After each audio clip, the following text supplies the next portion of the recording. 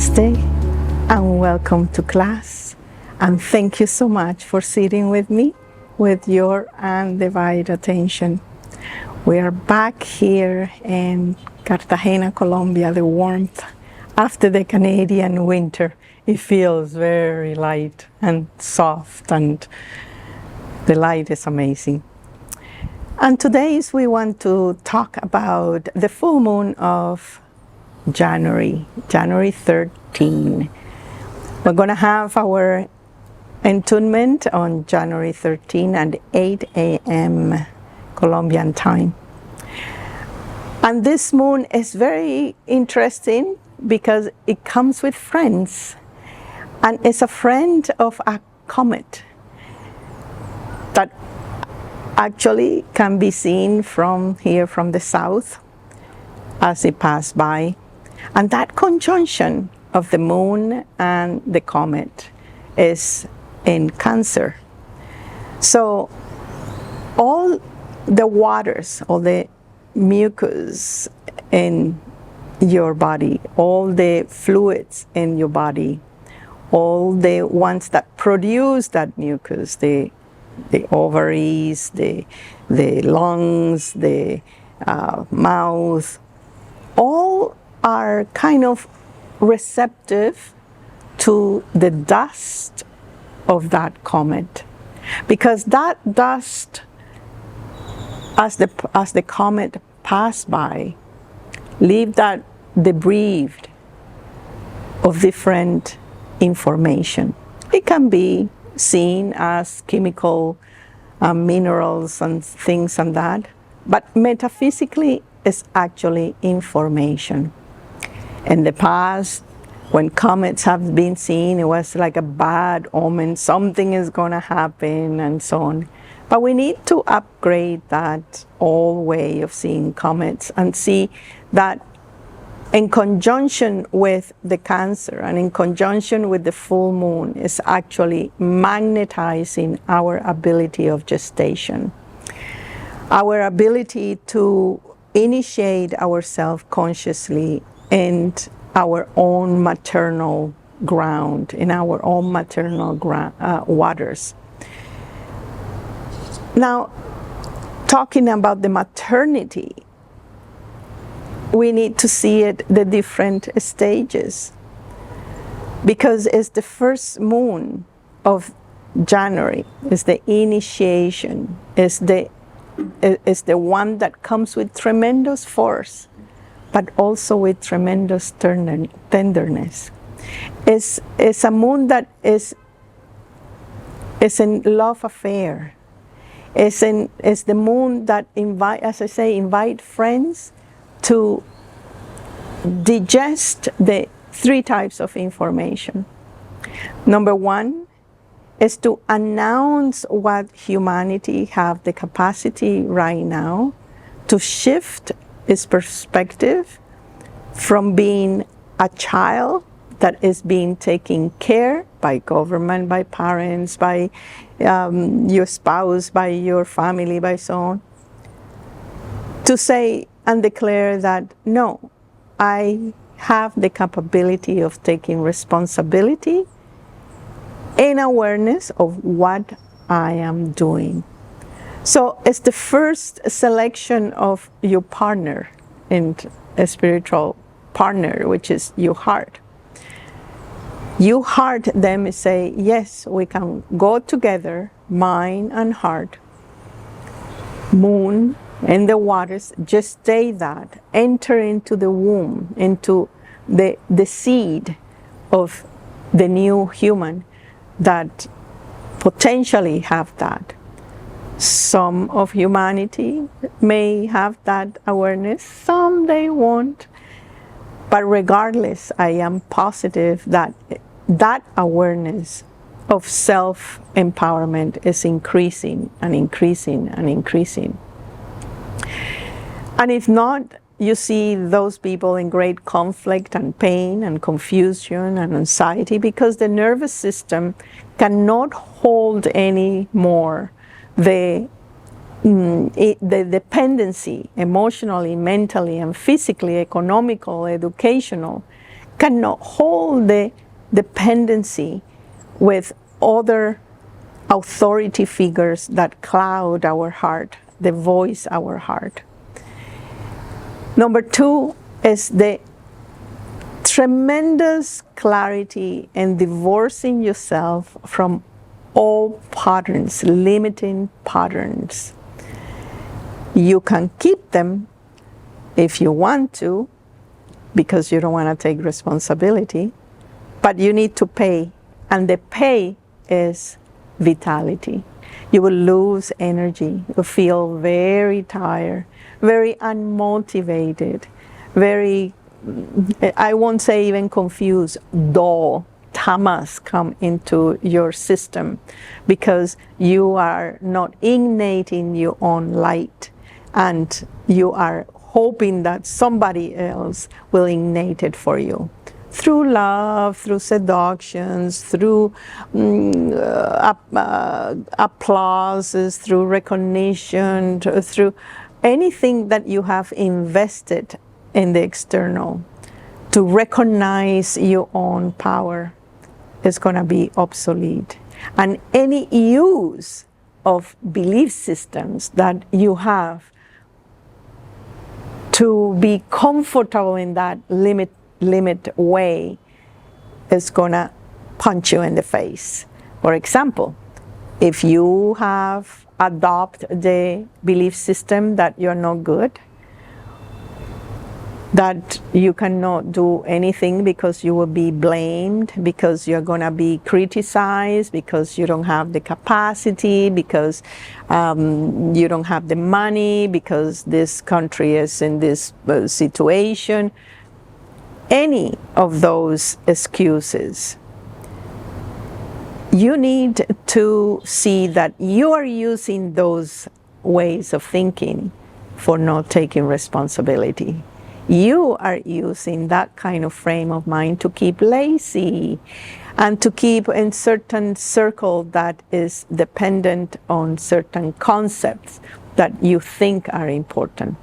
Well, in this full moon, it's like a big avalanche of snow that is saying, we don't want that anymore collectively. And therefore, all the parts that are in need of nourishment will scream. And it may be conflicts, it may be wars, and it may be more fights and this and that. But I reassure you that it's all pointing towards self-responsibility, towards seeing your own worth, and give the room to your heart to be the leading force. The number two thing that this moon comes with, and that comet, it announces,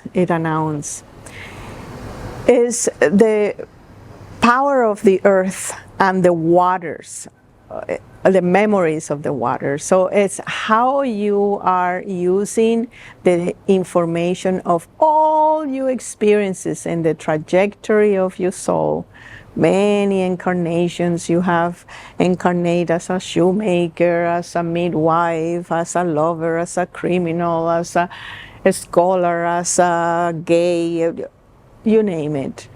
How these memories, which are water, which belong to Cancer and belongs to the moon, how you are going to discern that, what is value and what is not, what you have judged and what you have not.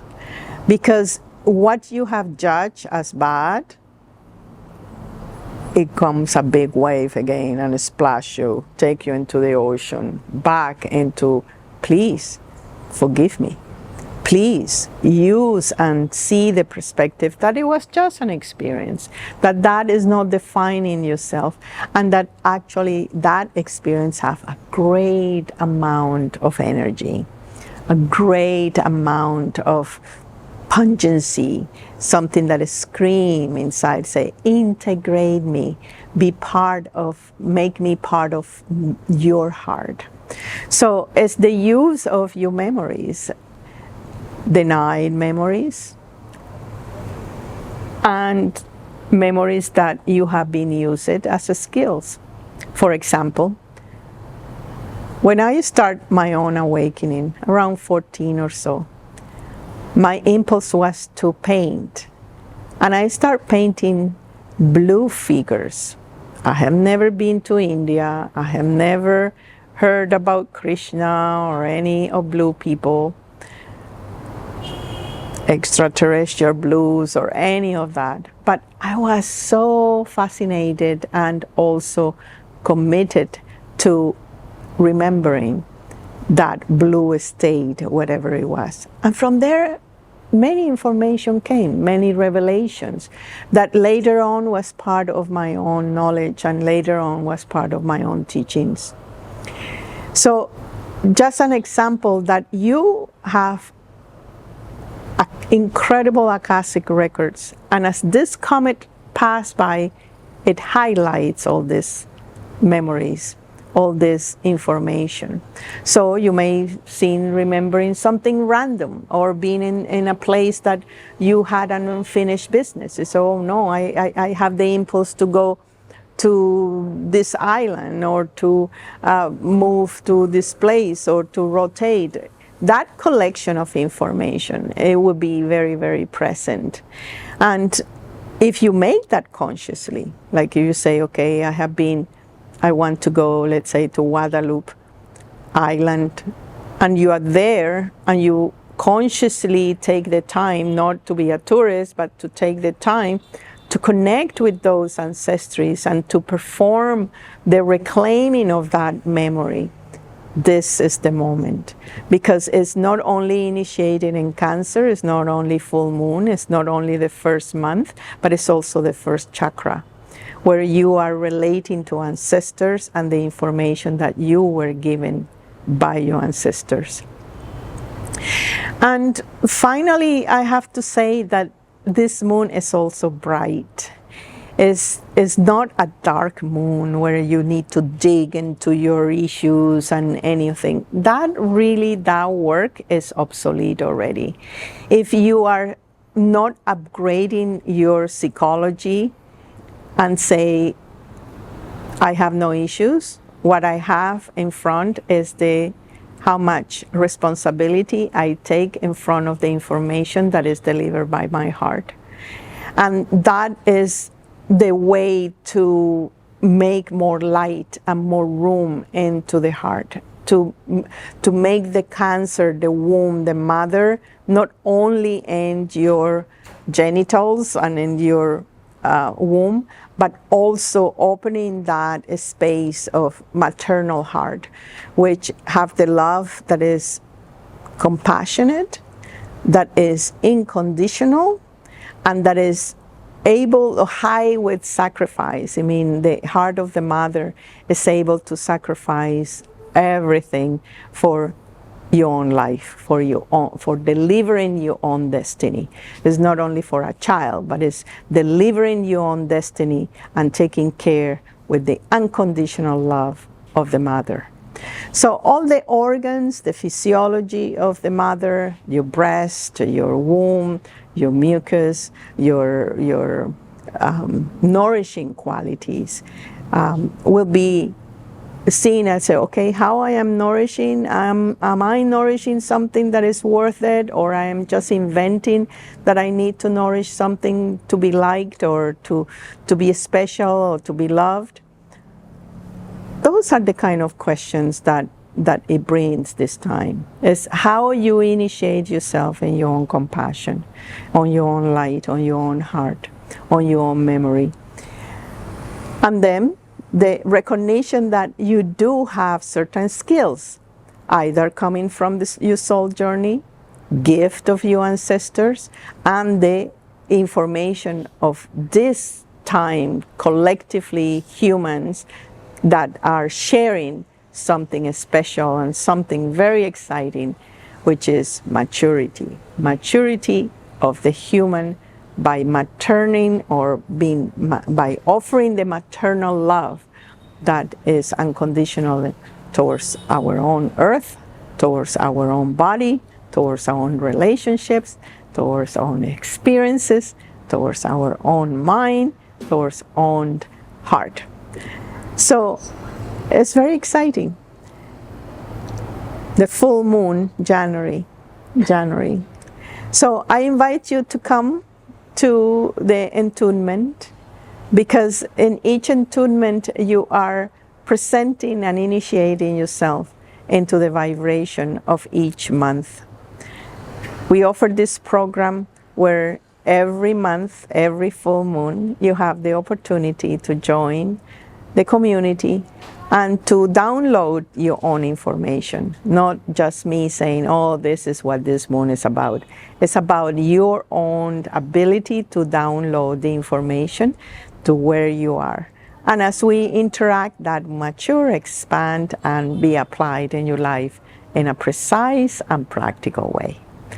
I thank you very much for sitting with me, and I will see you in the moon ceremony. Namaste.